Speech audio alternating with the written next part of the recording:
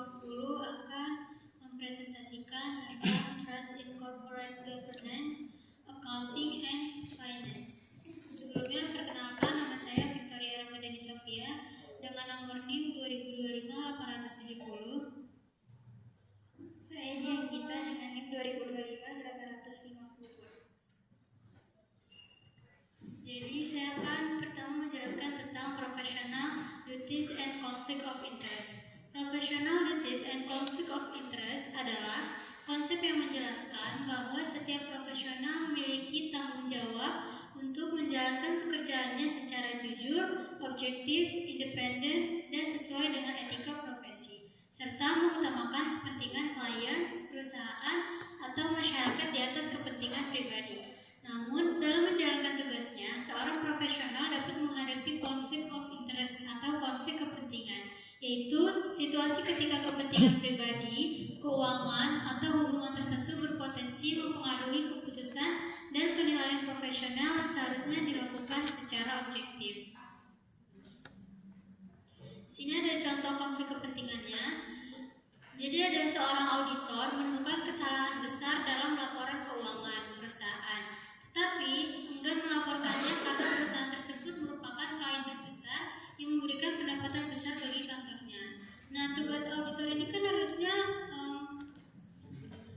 melaporkan temuan yang dia temui secara jujur dan objektif kan. Tapi karena situasi ini, si auditor ini jadi ragu buat laporin kesalahannya karena takut nanti misalnya dia laporin kesalahannya, si perusahaan yang pakai jasa kantor ini bakal berhenti buat pakai jasanya.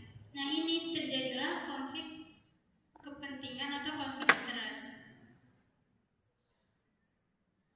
Selanjutnya ada Sarbanes-Oxley. Undang-undang Sarbanes-Oxley atau biasa disingkat SOX atau Sarbox adalah aturan ketat yang dibuat pemerintah Amerika Serikat untuk mengatur bagaimana perusahaan publik atau perusahaan yang sahamnya bisa dibeli masyarakat melaporkan keuangan mereka. Nah, aturan ini lahir karena adanya skandal korupsi dan kebohongan laporan keuangan raksasa oleh perusahaan bernama Enron pada tahun 2001. Nah, pemerintah ini ingin melindungi para investor agar tidak ditipu oleh laporan keuangan palsu. Aturan ini sah sejak 30 Juli 2002 dan diawasi oleh SEC. SEC itu semacam OJK di Amerika Serikat. Nah, ini contoh pasal-pasal Sarbanes-Oxley. Yang pertama ada pasal 201, yaitu melarang auditor memberikan layanan di luar auditor atau non-audit service untuk menjaga independensi auditor. Yang kedua ada pasal 301, yaitu mengatur komite audit independen pada perusahaan publik, yaitu anggota dewan harus independen dan tidak memiliki konflik kepentingan bisnis. Yang ketiga ada pasal 307, yang mana aturan tanggung jawab profesional pengacara, yaitu wajib melaporkan pelanggaran hukum atau etika dalam perusahaan. Selanjutnya ada pasal 404, yang mana mengharuskan manajemen membuat laporan tentang efektivitas pengendalian internal atas pelaporan keuangan. Selanjutnya ada pasal 406, yang mewajibkan adanya kode etik bagi pejabat keuangan senior. Yang terakhir ada pasal 407, mengharuskan adanya ahli keuangan dalam komite audit perusahaan. Nah, selanjutnya ini ada the internal control environment. The internal control environment adalah suasana, budaya, dan sistem dalam perusahaan yang menjadi dasar pelaksanaan pengendalian internal untuk memastikan perusahaan berjalan secara etis, transparan, dan sesuai peraturan. Lingkungan ini mencerminkan bagaimana sikap manajemen dan karyawan terhadap integritas dan kejujuran, kepatuhan terhadap aturan, tanggung jawab dalam pekerjaan, budaya etika dalam perusahaan. Nah, bayangannya ini tuh kayak the internal control environment ini sebuah fondasi. Nah, kalau misalnya fondasi ini kuat, pasti rumahnya itu bakal kokoh. Nah, sama halnya sama perusahaan. Kalau misalnya pemimpin dan karyawannya ini disiplin, bertanggung jawab, dan mematuhi aturan-aturan yang ada, pasti perusahaan bakal berjalan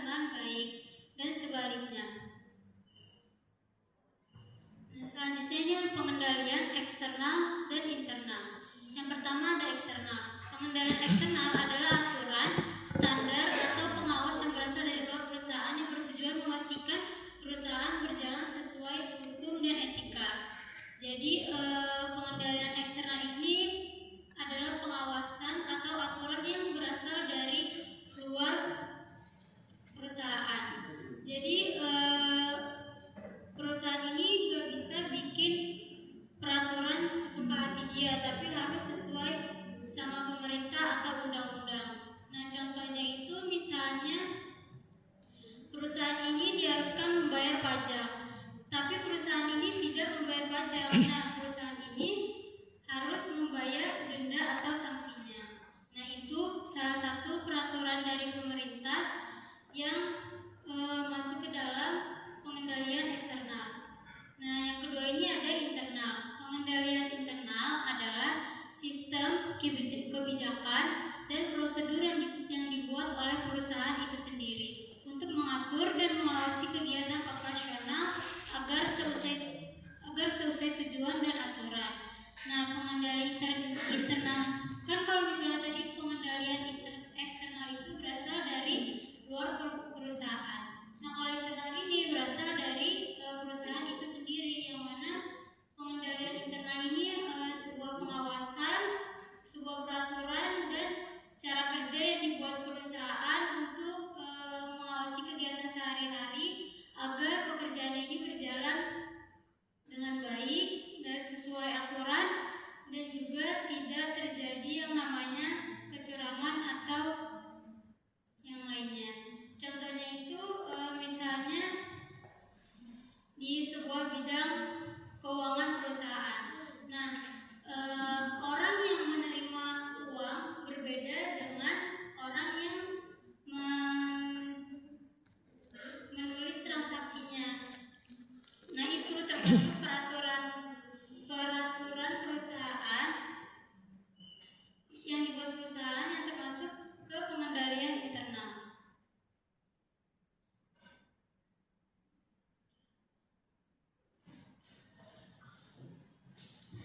Nah, selanjutnya kita akan masuk ke materi going beyond the law, being an ethical board member atau melampaui hukum, menjadi anggota direksi yang etis.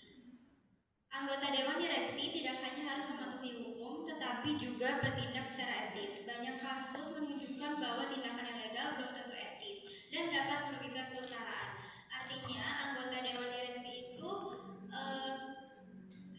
tidak hanya harus memperhatikan aspek hukum yang berlaku, tetapi juga aspek etika dalam segala keputusan yang akan diambil. Sebagai anggota dewan direksi itu punya 3 kewajiban utama. Yang pertama, duty of care atau kehati-hatian, yaitu mengawasi manajemen dan mengambil keputusan berdasarkan informasi yang cukup serta pertimbangan yang matang. Artinya, sebelum mengambil keputusan, anggota dewan direksi itu harus betul-betul memahami informasi dan juga mempertimbangkan resiko ataupun dampak dari keputusan itu. Yang kedua, duty of good faith atau itikat baik, bertindak sesuai visi, misi, dan tujuan perusahaan. Anggota dewan direksi tidak boleh membuat keputusan yang bertentangan dengan misi perusahaan, jadi harus sejalan dengan visi dan tujuan perusahaannya. Yang terakhir ada duty of loyalty atau loyalitas, yaitu mengutamakan kepentingan perusahaan dan menghindari konflik kepentingan. Selanjutnya ada conflict of interest in accounting and the financial markets, yaitu konflik kepentingan terjadi ketika seseorang tidak lagi sepenuhnya objektif karena memiliki kepentingan pribadi. Dalam dunia akuntansi dan keuangan, hal ini dapat menyebabkan informasi yang salah serta menyebabkan kerugian bagi investor dan hilangnya kepercayaan masyarakat. Nah, jadi konflik kepentingan atau konflik of interest ini kondisi di mana ketika seseorang itu udah punya tujuan atau niat pribadi sehingga udah nggak objektif lagi dalam membuat keputusan ataupun bekerja. Selanjutnya ada dampak konflik of interest. Yang pertama, laporan keuangannya tidak akurat sehingga informasi yang diberikan kepada investor menjadi menyesatkan. Ini bisa terjadi ketika akuntan atau auditornya itu dibayar untuk bikin laporan palsu sehingga investornya tuh jadi salah membuat keputusan. Nah, yang kedua ini investor mengalami kerugian. Investor mengambil keputusan berdasarkan informasi yang salah. Jadi karena tadi laporan keuangannya itu dimanipulasi dan juga dikasih yang enggak sebetul-betulnya, jadinya investornya tuh salah mengambil keputusan karena tadi informasinya udah dimanipulasi sama auditor atau akuntannya. Terus yang ketiga, hilangnya kepercayaan publik, masyarakat menjadi ragu terhadap perusahaan dan pasar keuangan. Lalu yang terakhir, skandal dan kebangkrutan, perusahaan bisa mengalami krisis bahkan bangkrut karena udah nggak ada lagi kepercayaan atau trust gara-gara perusahaannya itu udah memanipulasi laporan sehingga banyak pihak mengalami kerugian.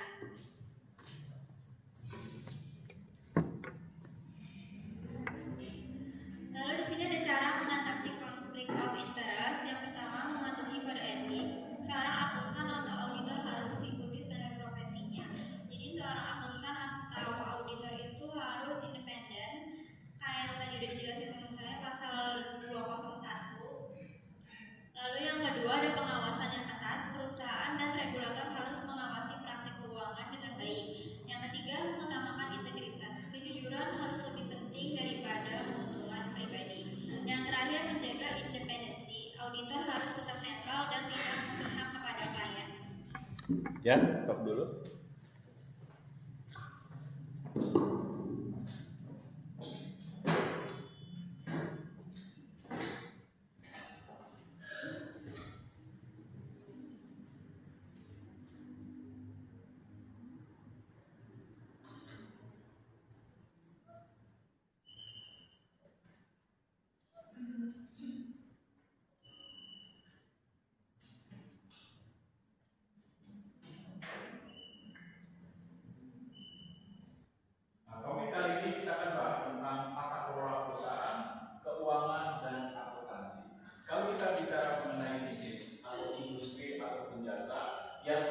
Memang mereka berorientasi kepada profit atau keuntungan atau berupaya untuk meningkatkan performa, kinerja serta produktivitas, memang ini perlu untuk dilakukan oleh perusahaan. Tetapi perusahaan tidak hanya menitik beratkan pada profit, performa, produktivitas maupun terhadap kinerja. Dalam apa?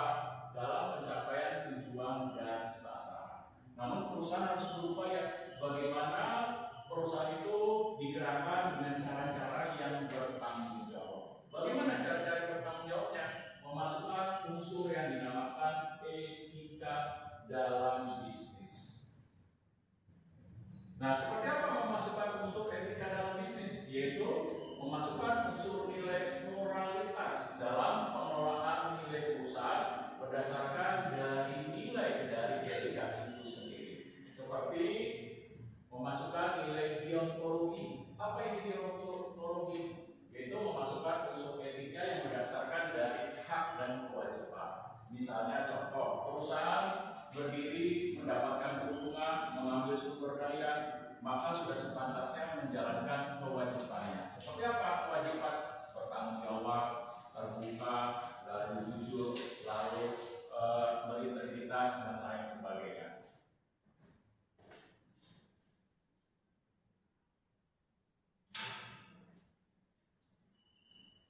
Nah, selanjutnya berdasarkan utilitarian.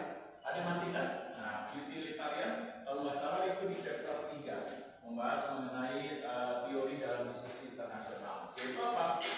Nilai etika moralitas yang memasukkan unsur berdasarkan kepentingan bersama. Yang artinya apa? Yang artinya bahwa dalam perusahaan ketika dikelola harus berdasarkan nilai kepentingan bersama, yaitu apa? Menjaga bagaimana bisnis dijalankan secara benar, bertanggung jawab, jujur, terbuka, serta berdasarkan nilai integritas.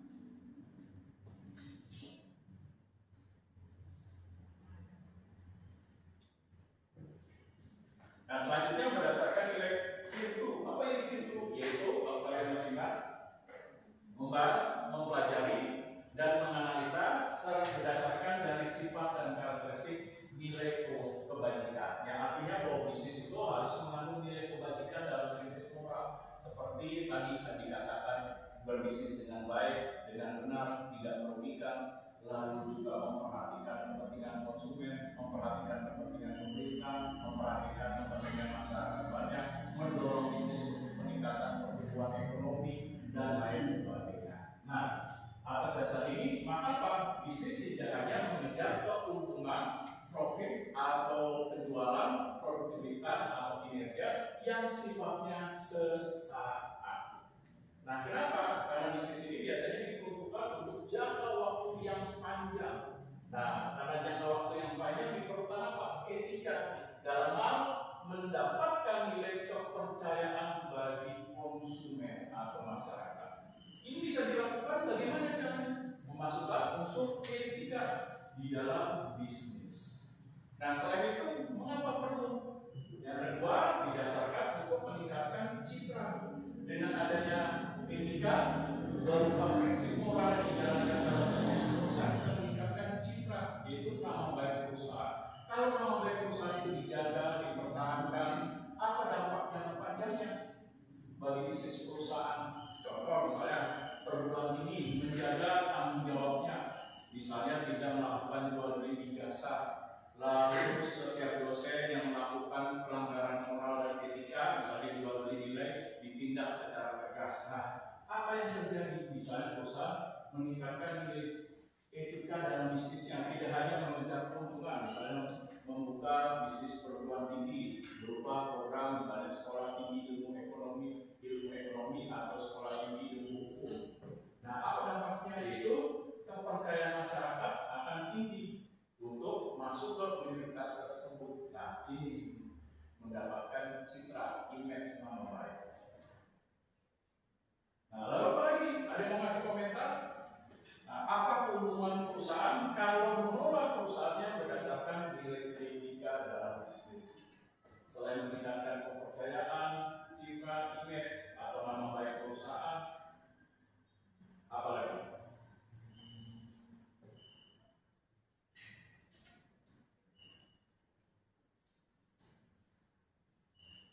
Nah, ada yang mau ngasih komentar? Selain kepercayaan, citra, image, nama baik, apa?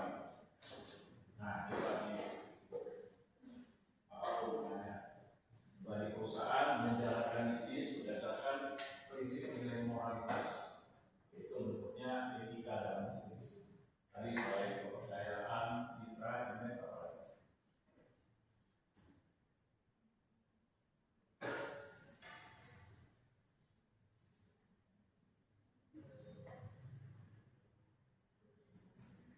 Nah, kalau ya.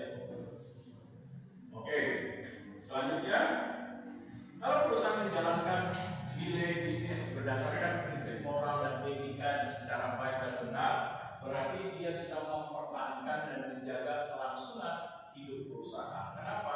Karena perusahaan tersebut tidak akan dikenakan sanksi, hukuman, denda, lalu pencabutan izin usaha. Karena kenapa? Mengikuti prinsip-prinsip etika sesuai dengan ketentuan dan aturan dari pemerintah. Berupa apa?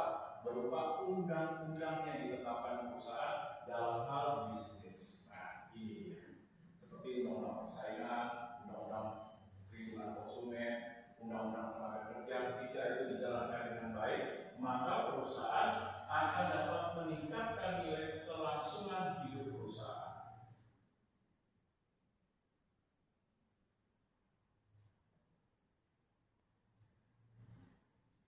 Nah, untuk itu maka diperlukan memasukkan nilai etika dalam tata kelola perusahaan. Seperti apa?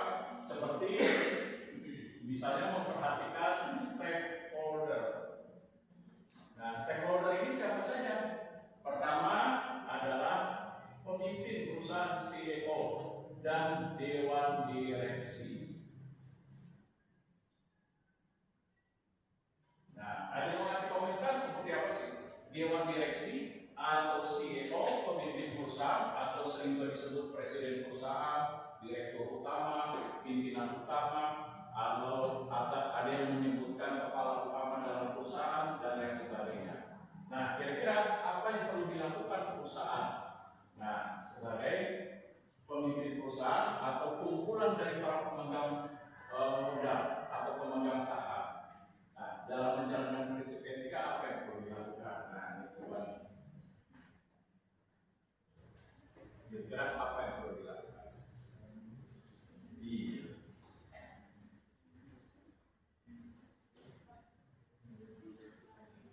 Oke, CEO dan direktur harus apa? Pertama, dalam mengambil setiap keputusan perusahaan harus berdasarkan kepentingan bersama. tujuan bersama. Jangan didasarkan atas ambisi pribadi untuk kepentingan suatu kelompok atau golongan.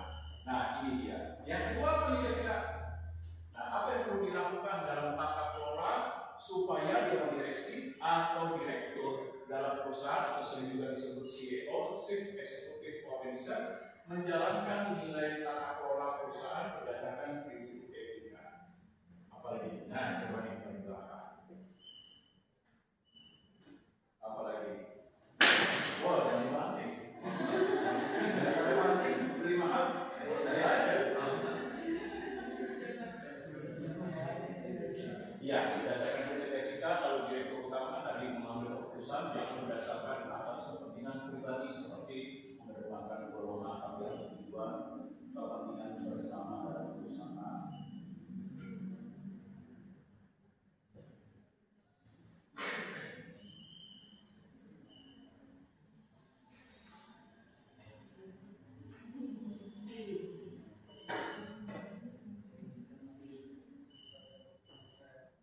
Oke, yang kedua Pak, bersikap adil. Artinya setiap keputusan yang diambil oleh perusahaan yang dilakukan oleh pimpinan utama atau dewan direksi harus berdasarkan nilai keadilan yang dapat dipertanggungjawabkan. Misalnya ada pimpinan utama mengajukan kepada dewan direksi untuk pergantian pimpinan untuk periode yang akan datang. Dia harus bertanggung jawab, bukan berdasarkan like or dislike, yaitu suka dan tidak suka kepada orang tersebut, tapi benar-benar bertanggung jawab dan adil. Seperti ada bentuk hal yang dipertanggungjawabkan. Ini loh Pak, saya mengajukan calonnya yang bisa dipercaya. Apa buktinya? Ini laporan kinerjanya, ini laporan produktivitasnya, ini laporan selama dia bekerja, track recordnya. Jadi bisa dipertanggungjawabkan, bukan berdasarkan kesukaan dan tidak kesukaan.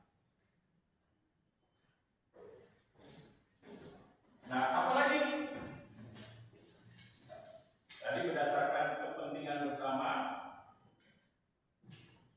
berdasarkan keadilan. Nah, lalu apa lagi?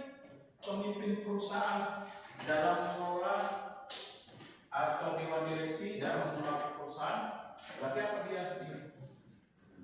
Dalam prinsip etikanya. Nah, coba nih dalam prinsip etikanya apa lagi?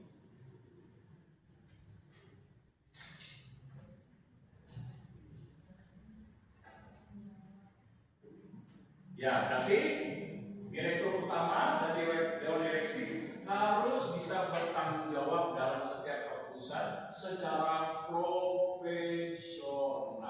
Berdasarkan apa? Berdasarkan fakta, data, informasi, analisis yang benar, metode dan pendekatan yang digunakan dapat dipertanggungjawabkan. Nah, ini dia.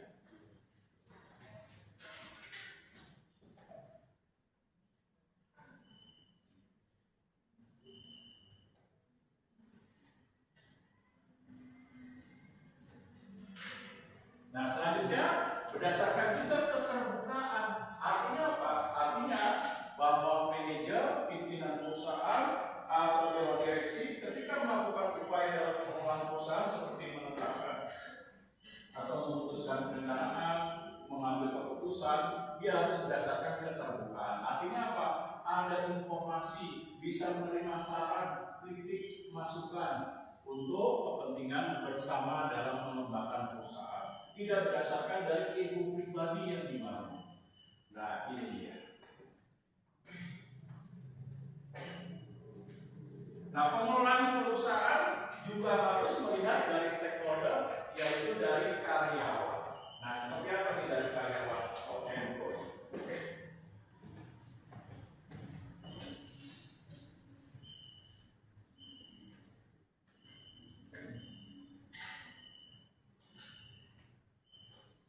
Ada yang mau ngasih pendapat? Melakukan pengelolaan perusahaan memperhatikan dari nilai karyawan. Seperti apa nih? Nah, coba di belakang dari sisi karyawan.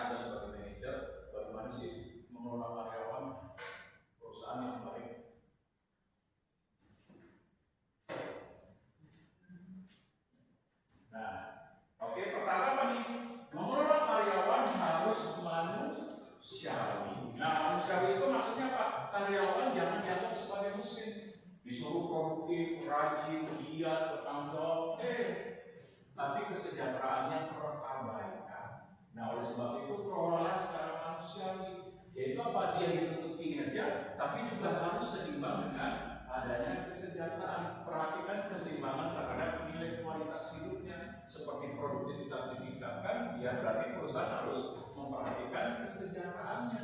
Nah, ini dia.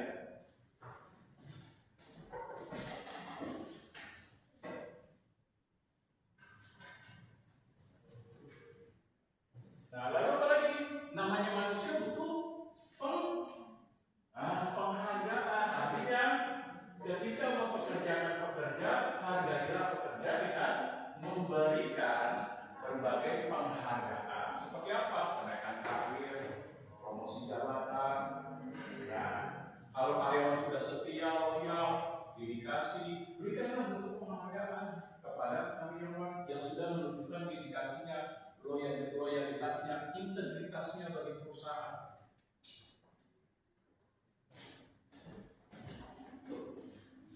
Nah, apa lagi nih? Oke, betul.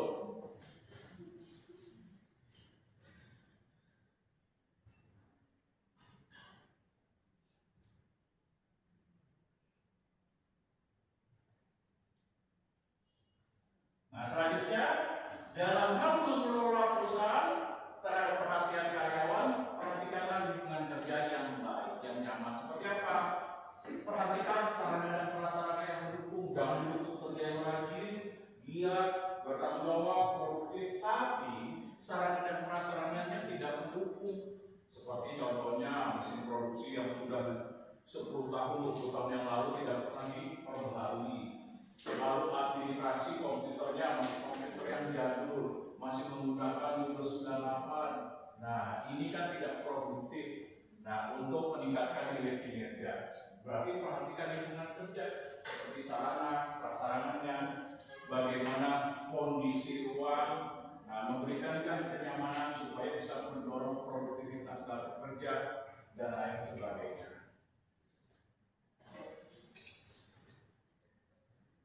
Nah, apa lagi? Kalau memberikan motivasi itu sama kayak penghargaan? Memberikan motivasi ya sama. Jangan lupa membentuk perilaku yang efektif.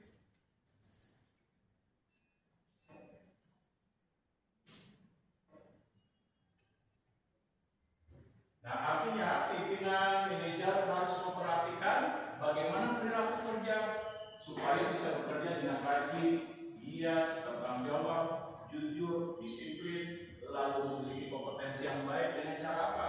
Pimpinan atau manajer memberikan pelatihan, memberikan pengembangan, lalu mendorong kedisiplinan, ada aturan dan regulasi yang ditetapkan perusahaan dalam bekerja, ada standar SOP-nya, standar operasional operation, lalu ada bentuk penanaman nilai etika yang dinamakan kode etik perusahaan atau kode etik organisasi.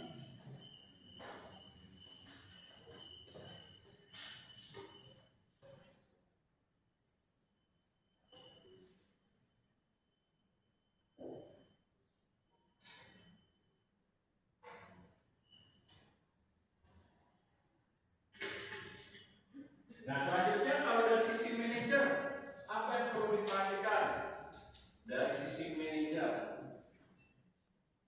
Misalnya, saya direktur utama, namanya direktur kan nggak mungkin manusia bisa seorang diri untuk mengelola perusahaan. Pasti dia membutuhkan orang lain untuk membantu. Oleh sebab itu, saya merekrut berbagai manajer. Nah, kira-kira apa yang harus diperhatikan dalam mengelola perusahaan terhadap manajer? Agar manajer ini bertanggung jawab, berarti saya harus mengolah secara benar, memasukkan faktor nilai etika. Nah, apa yang harus diperhatikan terhadap manajer? Apa ini? Kalau manajer,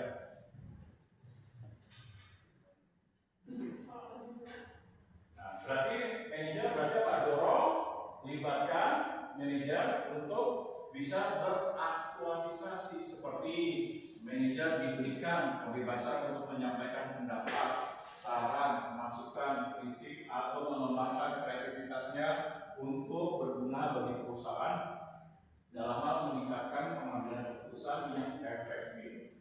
Nah, apalagi nih?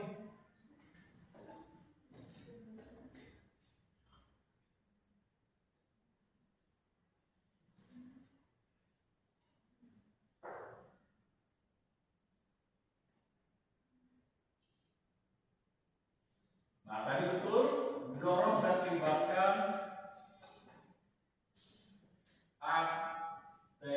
loyalitas. Artinya, manajer harus didorong untuk memiliki rasa bangga bekerja dalam perusahaan. Dengan apa? Menjalankan prinsip-prinsip etika seperti kejujuran, tanggung jawab, keadilan, dan lain sebagainya. Nah, libatkan mereka supaya mereka bangga bekerja dalam perusahaan tersebut dengan menegakkan etika sehingga kesetiaan terhadap organisasi dapat ditingkatkan. Nah, sehingga manajer ini apa? Bisa bekerja secara optimal karena adanya loyalitas yang dimiliki. Nah, apalagi nih? Kira-kira? Nah, selain penuhi aktualisasi, dorong loyalitas, apa lagi?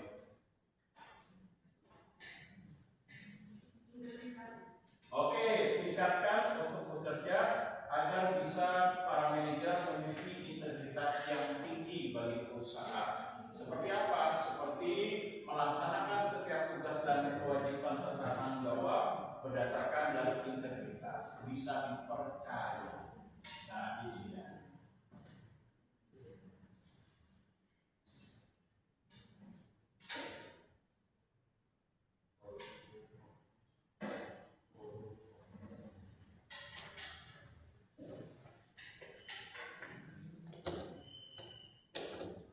Nah, selain itu baru bagi government.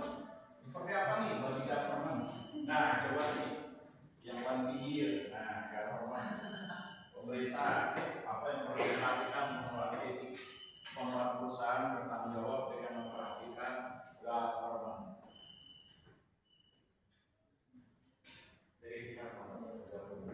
Perusahaan. Iya.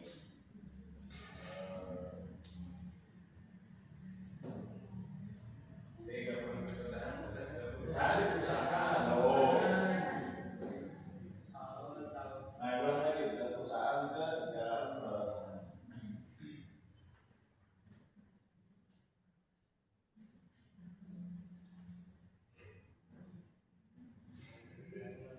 Oke, mengikuti ketentuan aturan yang benar terhadap apa? Undang-undang persaingan. Ya, lo lagi yang kedua memperhatikan bahwa ketika perusahaan menghasilkan produk, dia harus memenuhi nilai dari undang-undang perlindungan konsumen. Seperti apa? Produk yang dihasilkan harus tidak membahayakan konsumen, baik untuk menggunakan dalam arti kesehatan maupun keselamatan konsumen. Gak mungkin kan kalian beli laptop, beli handphone, beli notebook ketika dipakai kesetrum. Nah, ada yang mau? Pasti nggak mau. Nah, oleh sebab itu harus ada perlindungan konsumen berupa apa? Keselamatan dan kesehatan bagi pengguna. Nah, lalu apa lagi? Harus namanya perusahaan ketika menghasilkan produk apa? Harus memperhatikan nilai komposisi dari produksinya. Ada yang rela mau beli produk, misalnya katakanlah makanan, beli susu, baru diminum seteguk langsung mencret. Ada yang bersedia dengan bangganya mengatakan, wah, susu ultra bagus banget, baru minum sedikit, saya udah mencret, keren. Nah, nggak mungkin namanya konsumen dia kan menjadi marah, kecewa. Wah, udah ngeluarin duit mahal-mahal, baru minum seteguk udah sakit perut. Nah, oleh sebab itu dia harus menjelaskan mengenai komposisi daripada makanan tersebut atau komposisi dari produk yang dihasilkan supaya konsumen tahu apakah produk ini berkualitas atau tidak. Harus disediakan informasi. Nah, lalu apa lagi? Jangan lupa harus ada manual book. Namanya konsumen harus tahu ketika membeli sebuah produk bagaimana sih penggunaannya secara baik dan benar supaya tidak membahayakan bagi konsumen. Nah, kalau nggak ada manual book, misalnya contoh kalian beli motor elektrik atau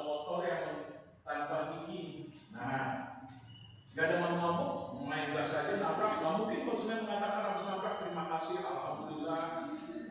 Nah, habis nabrak senangnya minta ampun. Nah, pasti namanya konsumen akan kecewa, gimana sih perusahaan motor kok nggak ada manual booknya? Nah, harus ada petunjuk penggunaan. Nah, lalu apa lagi? Oh, kita mau ini memberikan masukan. Nah, apa lagi nih?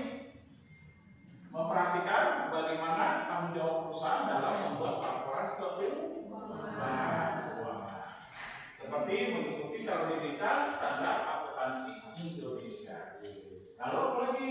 Memberikan pembuatan laporan keuangan benar dalam laporan pajak. Nah, ini dia tanggung jawab perusahaan terhadap pemerintah.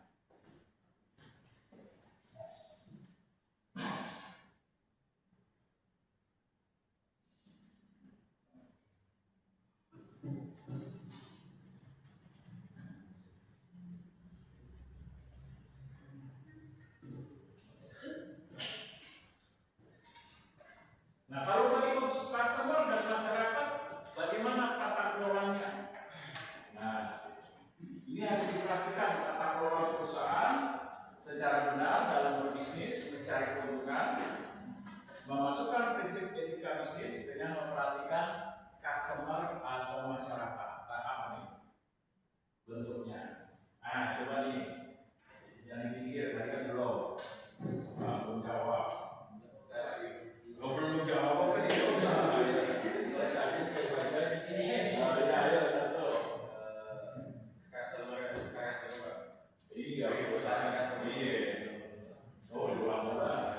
Jaga kepercayaan. Jaga kepercayaan dari mana nih? Jadi ini perusahaan customer kan? Iya. Maksudnya perusahaan itu menjaga kepercayaan customer. Customer kan udah beli produknya gitu. Oke, berarti apa? Perusahaan harus memperhatikan keinginan, kebutuhan, dan harapan konsumen secara benar. Terhadap apa? Terhadap produk yang dihasilkan, seperti produknya harus berkualitas, baik, memperhatikan keselamatan, kesehatan, lalu juga terhindar dari berbagai risiko terhadap penggunaan atau mengalami kecelakaan dalam penggunaan terhadap produk. Nah, ini harus diperhatikan. Lalu apa lagi? Tidak menggunakan unsur-unsur syarat. Nah, dalam hal melakukan kegiatan bisnis untuk mencari keuntungan. Lalu apa lagi? Tidak menjalankan usaha atau bisnis yang melanggar dari nilai-nilai manusiawi. Seperti apa? Seperti mempekerjakan anak di bawah umur. Nah, lalu apa lagi? Mentang-mentang perusahaan melakukan penghematan, udah umur berapa puluh tahun, 90 tahun dipaksa bekerja. Nah, dengan upah yang rendah misalnya. Nah, lalu apa lagi?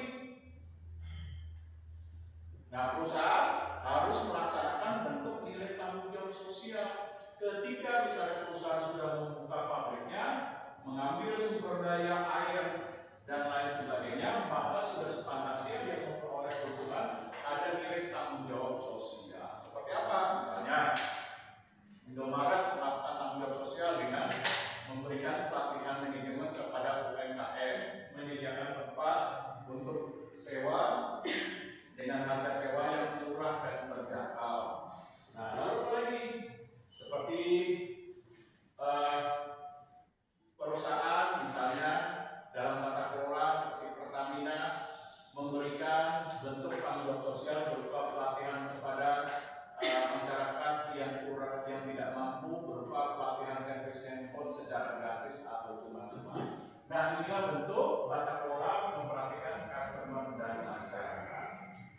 Nah, atas dasar ini maka dalam melakukan tata kelola berarti harus mengedepankan nilai prinsip yang dinamakan good corporate responsibility. Betul.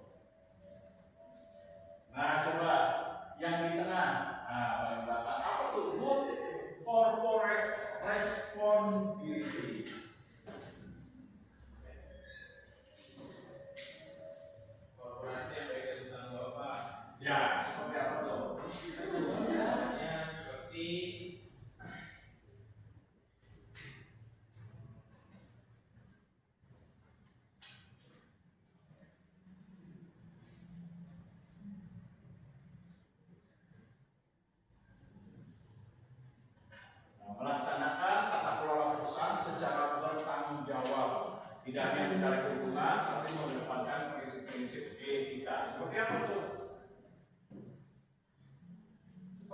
prinsip etikanya yang dimasukkan dalam tata kelola, baik untuk perencanaan, pengambilan keputusan, melakukan pengawasan, lalu evaluasi, pengembangan perusahaan, memasukkan unsur etikanya. Nah, bagaimana? Kira-kira?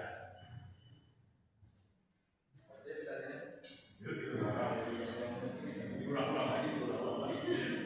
Nah, prinsipnya apa? Prinsip untuk corporate governance, yaitu pengelolaan tata kelola yang baik dan benar berdasarkan prinsip etika yang digunakan di perusahaan.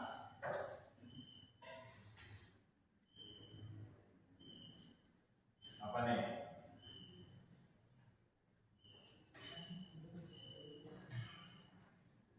Liburan Pak? Hah? Liburan? Liburan. Oh, liburan. Kira liburan. Nah, prinsipnya bisa berdasarkan tarif. Yang pertama tadi itu kejujuran transparansi.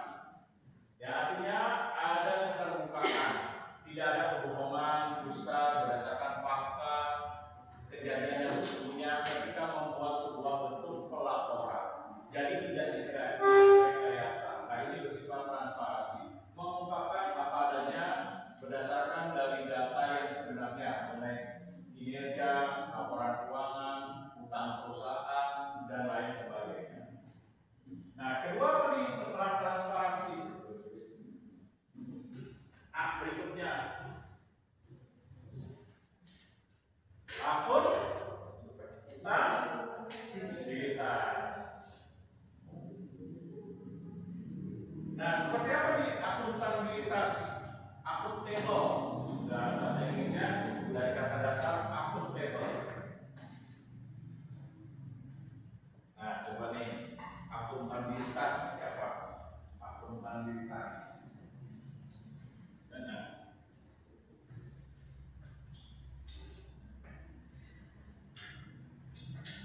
Akuntabilitas itu apa? Melaksanakan tata kelola dengan benar, mengikuti ketentuan, aturan, SOP, dilaksanakan secara bertanggung jawab dengan mengedepankan nilai kompetensi. Nah, ini dia akuntabilitas. Nah, lalu selanjutnya responsibility.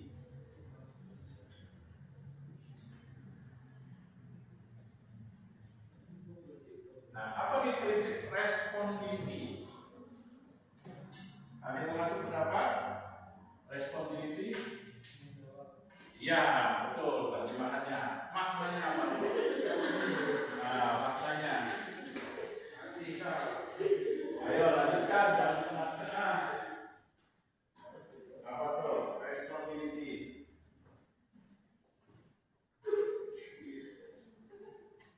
Ayo. Coba responsibility. Oke.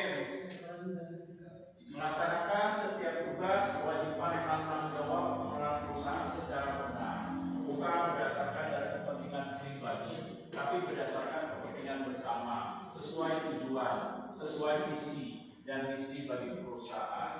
Lalu apalagi yang bersifat tanggung jawab itu ketika keputusan-keputusan itu telah diambil, laksanakan dengan benar. Ketika terjadi kesalahan, jangan lempar kepada orang lain, tapi dia harus berani untuk bertanggung jawab. Kalau salah, ya akui kesalahan tersebut dan siap untuk melaksanakan tanggung jawabnya. Nah, ini dia.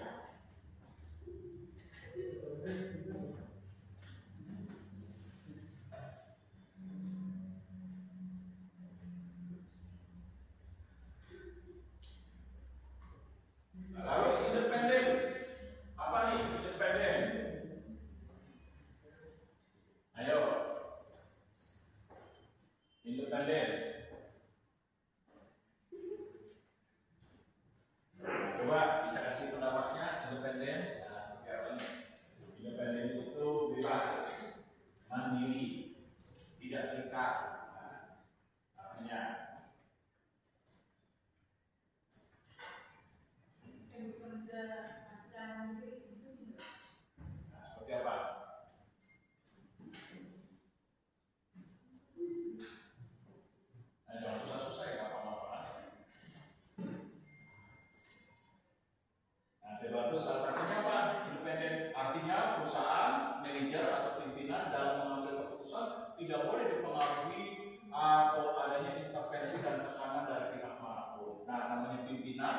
dia harus memegang keputusan itu sendiri, tidak boleh dipengaruhi oleh intervensi dari pihak manapun. Nah, perusahaan memiliki kebebasan dalam melaksanakan tanggung jawab, melaksanakan keputusan secara bertanggung jawab. Nah, ini dia independen.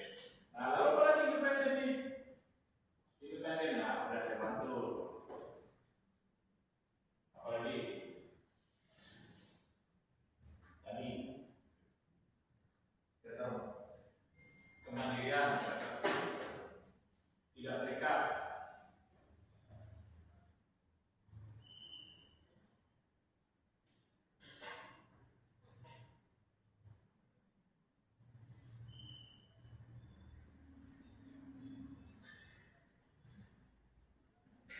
Itu apa? Dalam tata kelola perusahaan apa nih?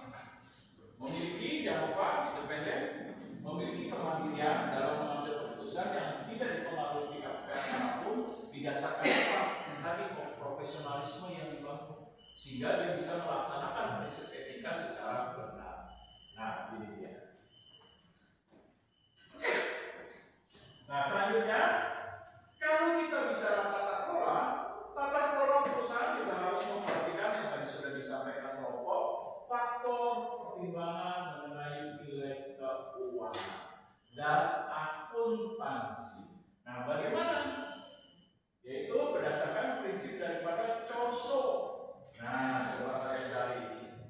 Apa itu COSO?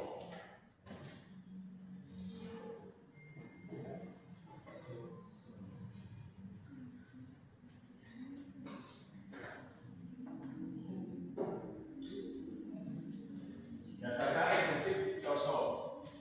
Kalau udah ketemu, tolong dibacakan apa itu prinsip COSO. Oh, udah. Ini bukan Pak. Apa tuh? Sponsoring organization.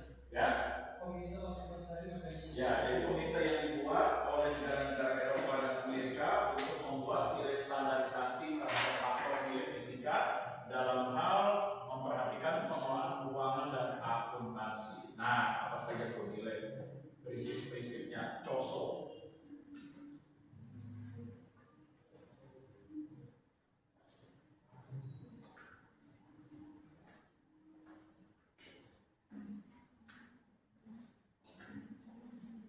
Ya, silakan lanjutkan. Jangan setengah-setengah nih, tangguh.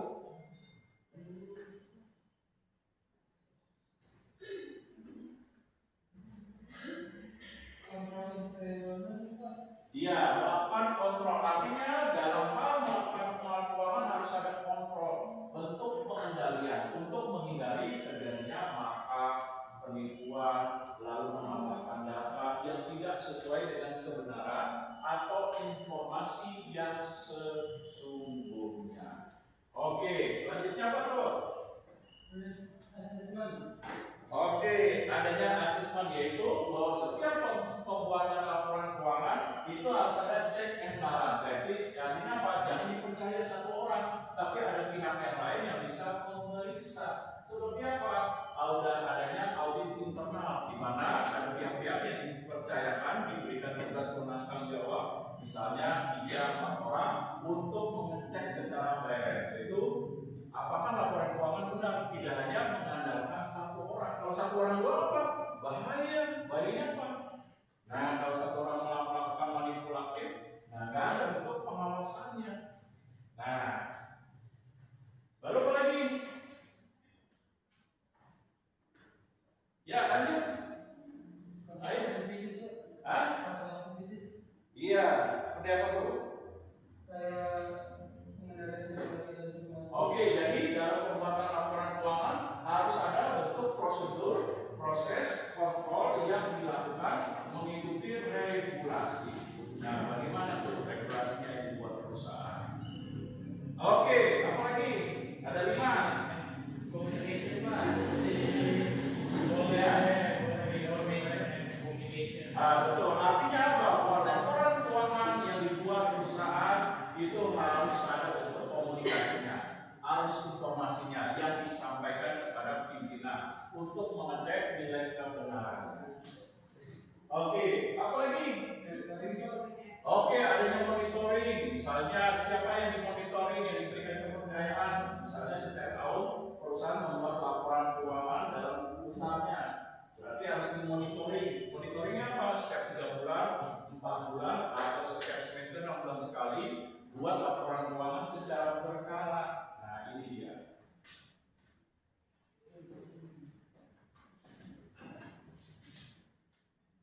Nah, karena perlunya faktor etika dalam prinsip pengelolaan keuangan dan akuntansi, karena ini berguna bagi kepentingan pertama adalah investor. Seperti apa nih investor? Nah, ada yang mau kasih pendapat untuk investor?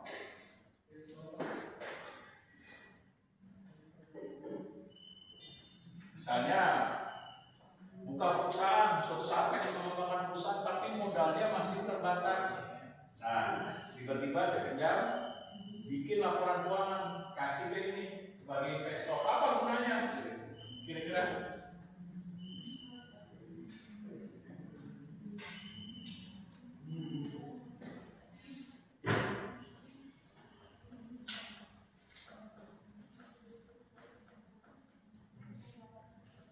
Makanya harus ada prinsip etikanya. Supaya apa? Supaya investor dapat percaya. Dengan percaya apa? Buatlah laporan keuangan dengan bertanggung jawab supaya investor percaya bahwa perusahaan tersebut bereputasi yang baik. Dengan cara apa? Bertanggung jawab, mengedepankan etika prinsip moral dengan membuat laporan keuangan berdasarkan informasi yang benar. Nah, supaya nantinya investor percaya. Nah, kalau nggak percaya apa dampaknya nih? Kayak tadi nih, apa?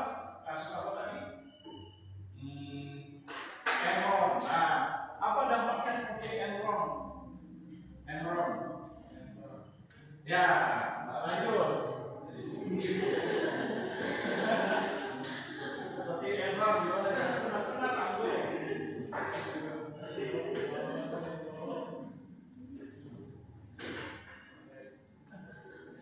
Seperti kasus Enron, perusahaan minyak terbesar di Amerika sudah puluhan tahun beroperasional tiba-tiba bangkrut. Nah,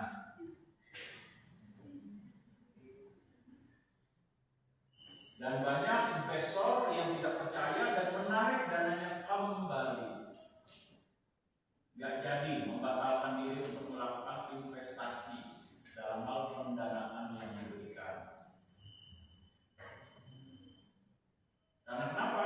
Tadi laporan keuangannya manipulatif, kebohongan seperti perusahaan yang dinyatakan bangkrut tapi ditangkap dan ditunjukkan keuntungan. Nah, ternyata informasi tersebut manipulatif diketahui sehingga publik bisa mengetahui dan ini diberitakan secara viral di Amerika sehingga banyak investor yang tidak percaya lagi kabur menarik dana. Nah, inilah dampak buruk bagi perusahaan yang tidak mengedepankan faktor dari etika.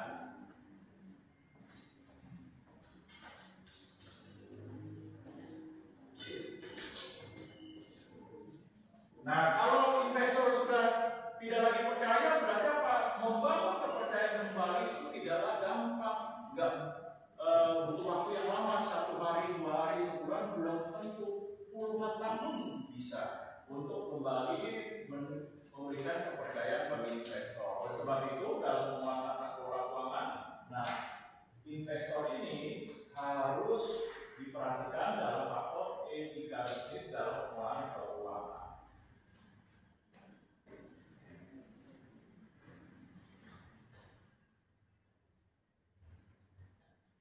Yang kedua, bagi kreditor.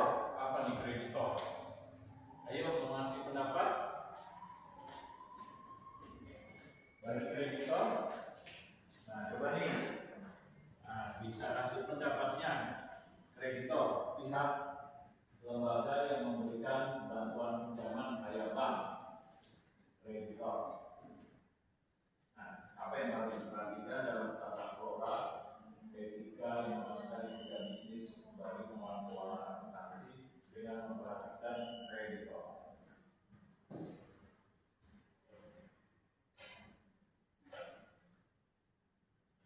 Kreditor kayak pihak bank.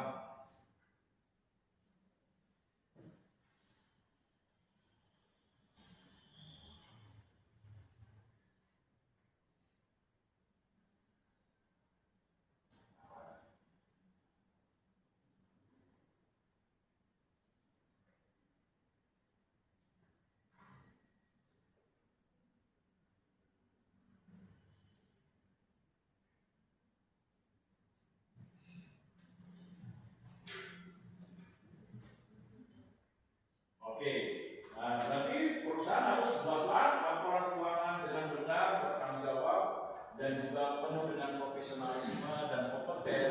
Nah, sehingga nantinya kreditor bisa mempercayai perusahaan untuk memberikan pinjaman, sehingga bank bisa menilai seberapa pantas dan layak pinjaman itu akan diberikan untuk pengelolaan perusahaan atau pengembangan perusahaan. Nah, sehingga nantinya bank akan bisa menilai tanggung jawabnya secara benar berdasarkan apa? Prinsip kolateral. Coba cari prinsip kolateral. Apa itu kolateral?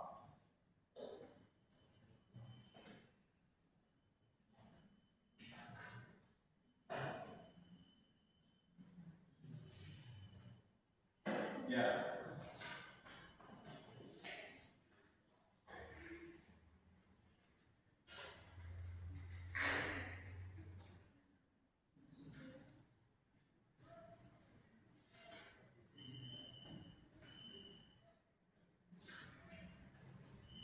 Jadi Pak, kolateral penggunaan satu aset bernilai ekonomis dan yuridis sebagai jaminan atau kemudian oleh juga kepada kreditor untuk mengamankan transaksi pinjaman. Oke, jadi sebelum melakukan pinjaman, bagaimana kekuatan keuangan perusahaan secara bertanggung jawab?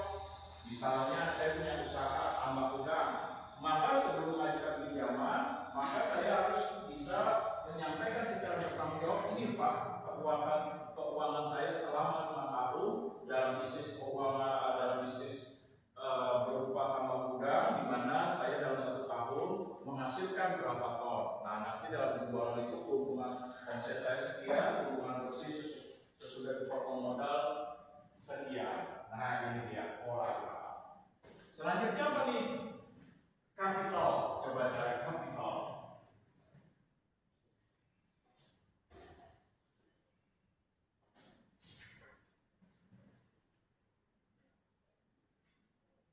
Kapital. Apa tuh? Silakan.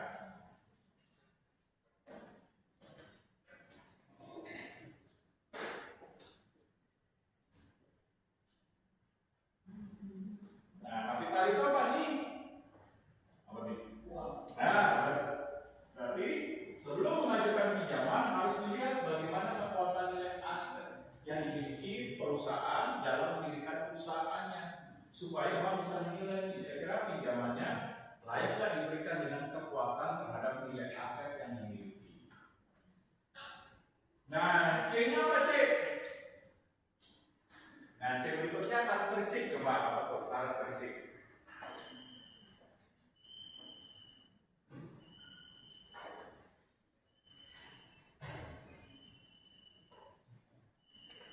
Apa itu?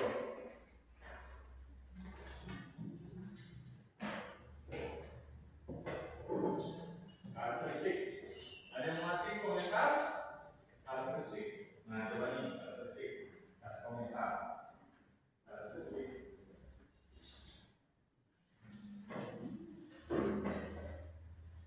Dari kata karakter itu kan bisa sifat, bisa kepribadian, bisa nilai emosional atau psikologi.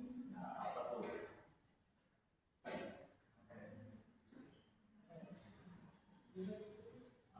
Mau dapat? Ya, boleh. Coba bantu. Nah, karakter itu apa? Berarti sebagai perusahaan dalam pembuatan laporan keuangan, dia harus mengedepankan prinsip karakter yang bertanggung jawab. Betul. Seperti apa bertanggung jawab tadi? Yaitu punya etikat yang baik dalam mengembalikan pinjaman. Nah, oleh sebab itu bank biasanya mengecek nilai karakternya dengan apa? Cara apa nih? Nah, dengan cara adakah dia pernah pinjam nggak bayar, kredit macet, kabur, dengan ngeceknya secara etika bagaimana? Ada BI CI. Nah, ini dia.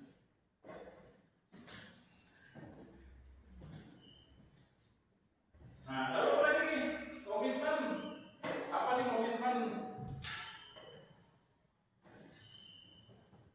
Selanjutnya komitmen.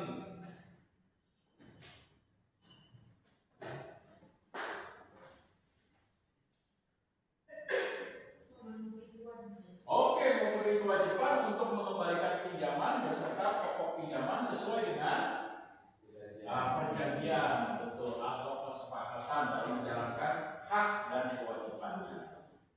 Nah, ini dia.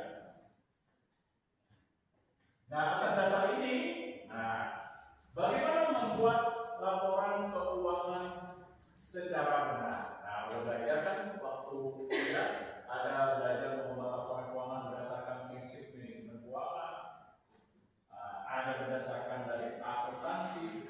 Kita bahas dulu dari manajemen keuangan. Nah, seperti apa sih? Ayo, belajar kan? Manajemen keuangan?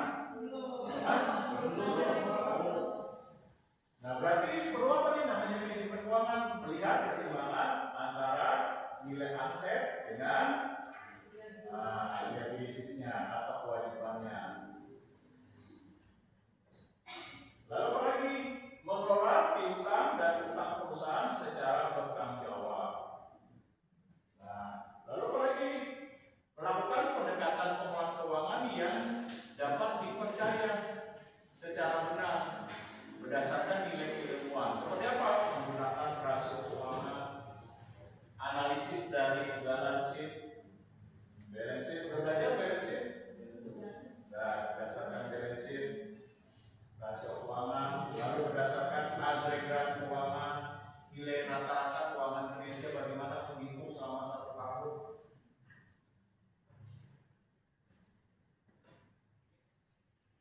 Dan lain-lain. Nah, udah belajar akuntansi? Oke, berarti tinggal tanya-tanya saja.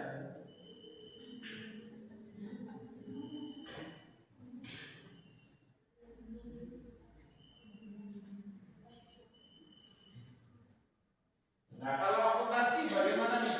Pembuatan laporan keuangan secara bertanggung jawab secara akuntansi. Nah, udah belajar kan pengantar akuntansi? Pengantar akuntansi 1 kan? Udah. Coba, udah belajar tuh apa tuh? Udah mau luas lah, tapi udah mantap kan? Apa tuh? Dalam pembuatan keuangan, melihat pertama kemampuan perusahaan dalam mengelola keuangan dengan mempertimbangkan persamaan nilai akuntansi. Nah, masih ingat gak? Harta sama dengan apa tuh? Aset plus utang, dalam bahasa Inggrisnya drawing.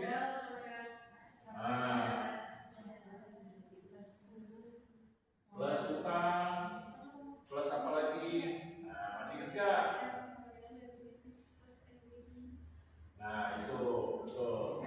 Nah, lalu lagi memperhatikan berikut siklus akuntansi. Nah, melihat berdasarkan nilai persamaan akuntansi.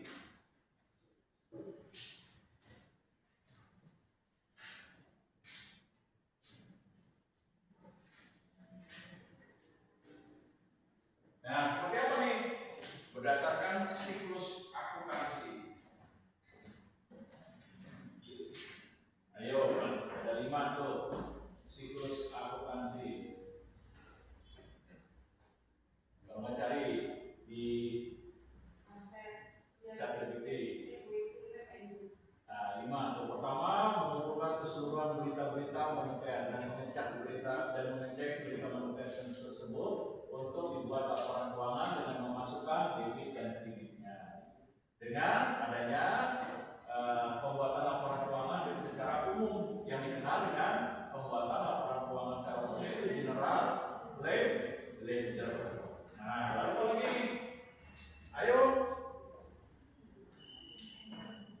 Habis ledger apa? Jurnal umum. Iya, pasti buku besar. Ada berbagai pendekatan, yaitu apa? Ada 2 kolom dengan pendekatan huruf T, masih lihat ini. Nah, sini kredit nanti di sini diputuskan mana apakah masuk debit atau tidak dalam posting. Nah, lalu ada 2 kolom, 3 kolom dan 4 kolom. Nah, lalu apa lagi sesudah posting? Iya, penyusunan masuk ke dalam buku besar. Nah, yang Anda belajar kalian tuh 12 bapak beli suku buku yang gede tuh yang kayak zaman dulu terus gini. Nah, kalau dulu saya kuliah sama dosen saya suruh bawa kalau pelajaran akuntansi. Nah, lalu apa lagi setelah buku besar? Oh iya, masukkan di dalam penyesuaian. Masukkan penyesuaiannya apa, kas penyesuaiannya bagaimana, utang penyesuaiannya apa, dan lain sebagainya. Lalu apa lagi? Ayo. Waktu belajar akuntansi. Nah, habis penyesuaian jangan lupa jurnal, laba. Iya, baru dulu, habis baru itu, baru jurnal. Pembalik, habis pembalik penutup. Nah, terakhir.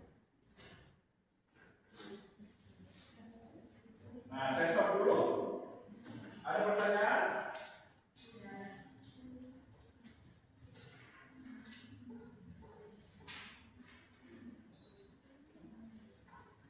Nah, oleh sebab itu, bagaimana nih membuat laporan keuangan berdasarkan prinsip etika yang benar? Pertama harus ada pembuatan dalam melakukan kontrol pengawasannya secara berkala. Berkala itu bagaimana?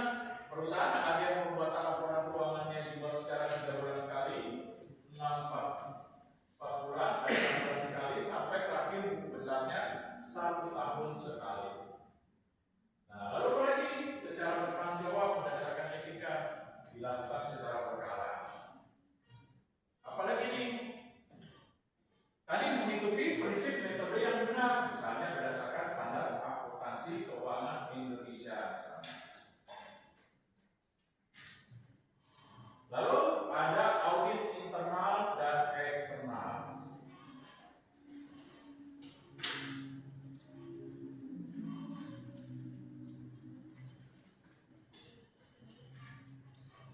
Nah, audit eksternalnya seperti apa nih contohnya? Audit eksternal. Kayak kalau perusahaannya itu sudah besar, misalnya contoh perusahaan bidang garam atau perusahaan Honda, Yamaha, atau perusahaan Krakatau Steel atau perusahaan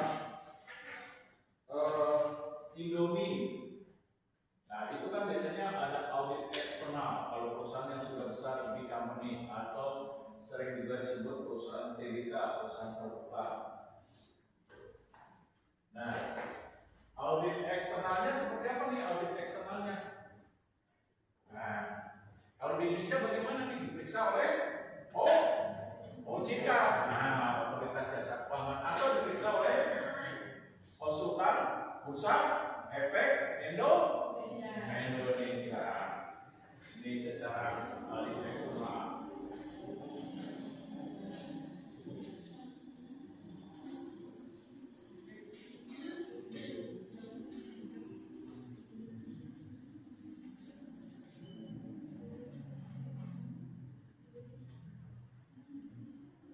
Lalu ada bentuk laporan secara umum seperti apa nih?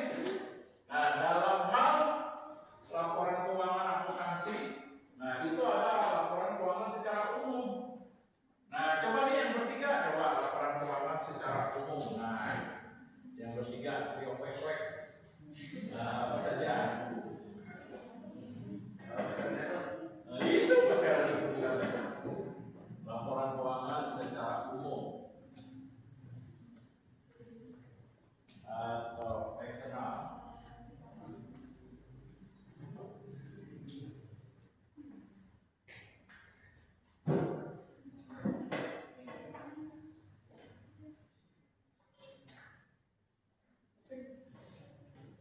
Biasanya apa tuh? Kalau gudang garam setiap Sabtu dan Minggu suka ada apa tuh? Di koran-koran kayak di Kompas. Atau biasanya setiap Sabtu Minggu, nah seperti perusahaan Honda atau perusahaan gudang garam internasional, biasanya memasukkan laporan keuangan di Detikcom, Kompas. Nah biasanya ada apa tuh laporan keuangan yang dia bisa 3 halaman, 4 halaman tuh di perusahaan apa di Kompas, ada dimasukkan dalam bentuk digital koran tuh web di detik.com, merdeka.com, kompas.com. Nah ini dia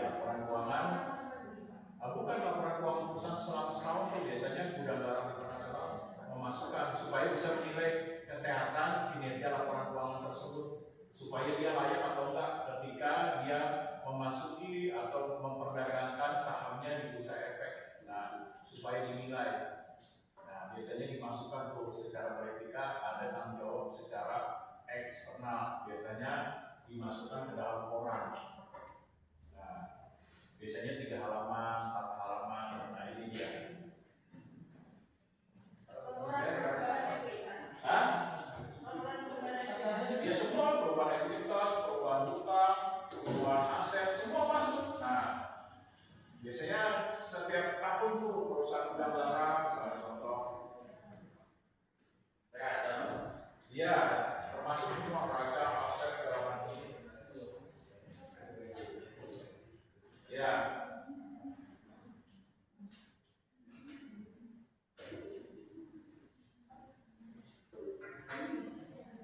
Lalu ada kontrol. Bentuk kontrolnya gimana nih? Laporan pertanggungjawaban, laporan keuangan dan akuntansi yang bertanggung jawab adanya kontrol. Ya, yang dilakukan. Yang ketiga itu pemerintah nanti menilai dengan biasanya ada berbagai opsi. Opsinya apa tuh? Laporan keuangannya dinilai, ada opsi. Ada penilaiannya dari pemerintah. Nanti pemerintah mengirim tim auditnya, misalnya bisa dari pihak pajak atau pihak dari BPK dan lain sebagainya.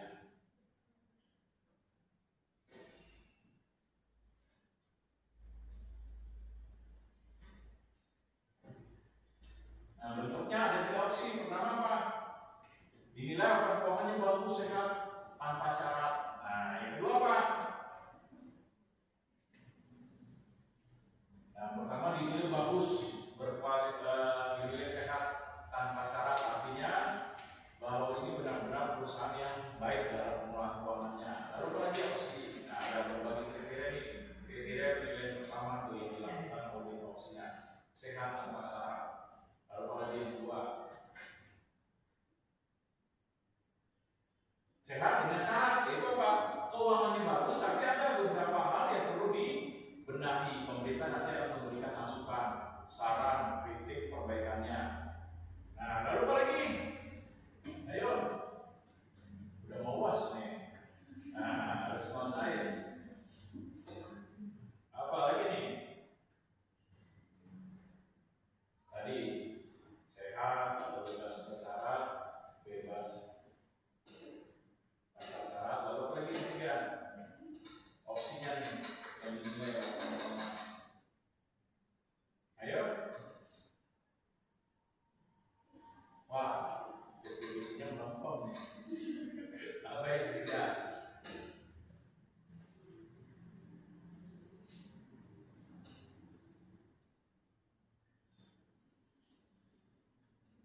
Apa ya?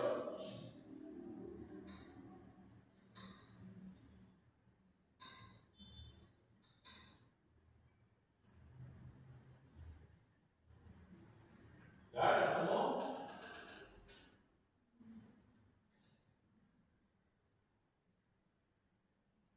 Ayo dibantu aja. Silakan.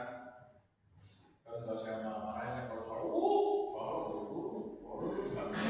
tetap kan biar pendapat kalian salah, saya tetap hargai.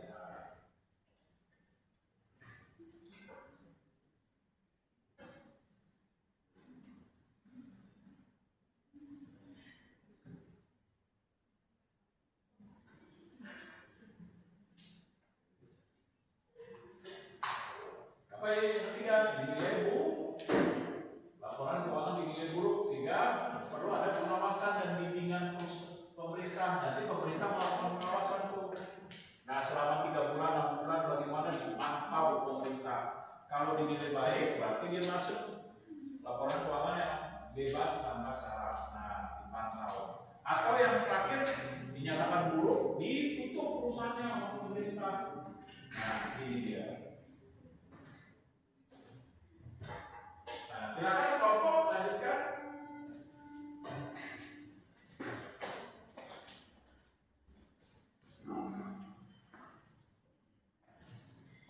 Selanjutnya ada executive compensation atau kompensasi eksekutif.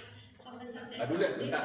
Kalau udah itu baru masuk seluruh bentuk gantian. imbalan yang diberikan Mau kamar mandi ya? kepada Nah, nanti ya gantian kalau udah gitu. perusahaan seperti CEO, direktur utama atau anggota direksi sebagai balasan atas tugas dan tanggung jawab mereka dalam mengelola perusahaan.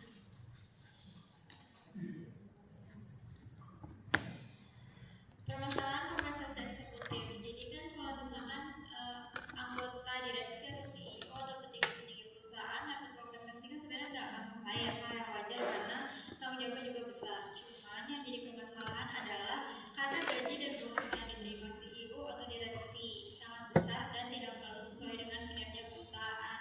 Dalam beberapa kasus perusahaan mengalami penurunan kinerja atau kerugian, tetapi eksekutif tetap memperoleh bonus yang tinggi. Jadi kompensasinya tuh nggak sesuai sama kinerja petinggi-petinggi ini, makanya itu yang jadi permasalahannya. Nah, dampak negatifnya itu ada 3. Yang pertama, ketidakadilan, yaitu perbedaan gaji yang terlalu besar antara CEO dan karyawan dapat menimbulkan rasa tidak adil serta menurunkan motivasi kerja karyawan. Yang kedua, menurunkan kepercayaan publik. Masyarakat, investor, dan karyawan dapat kehilangan kepercayaan apabila eksekutif menerima kompensasi besar saat perusahaan sedang mengalami kesulitan. Yang terakhir, konflik kepentingan. Pihak yang